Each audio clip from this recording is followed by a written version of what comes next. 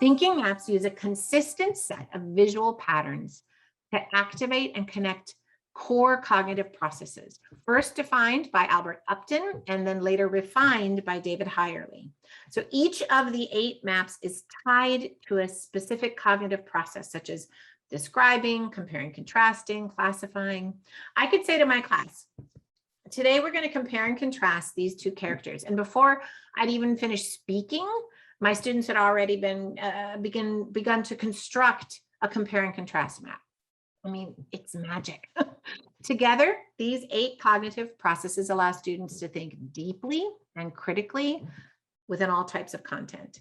They are the basic ways that we think about and understand all kinds of information. Thinking maps are tools and scaffolds that provide a supportive structure so students can access the rigorous expectations of our state standards.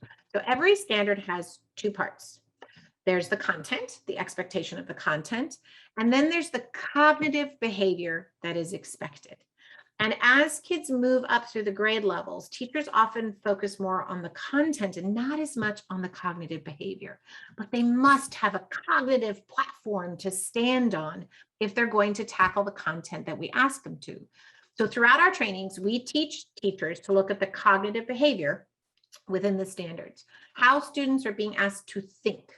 So for example, in these standards that you see here, they are asking the kids to define, describe the qualities of, similarities and differences or comparisons, and classify. If students know how they are being asked to think, they can focus their cognitive energy on the content, and that ensures long-term storage. So next, you'd look at the guiding questions there, right? Students must be able to answer these in order to be able to achieve mastery of the content. Some districts refer to those as I can statements or lesson essential questions. We can then identify the type of thinking or the thought process our students are being asked to engage in. And finally, we align the visual patterns so students can use a tool to capture the essence of the standard. So let's look at this process in action. Here's an example of how focusing on the cognitive vocabulary can signal an organizational structure to support a deeper understanding of a concept beyond basic recall, and specifically in this example, beyond fact fluency. So look at this. If you multiply a number by 3, the impact of that, the effect of that is the new number is 3 times as large as the original number.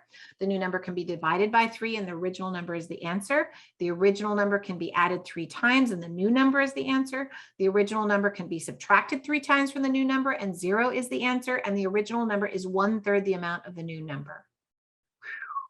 This is a child who is way beyond 3 times 3 is 9. They haven't just memorized it.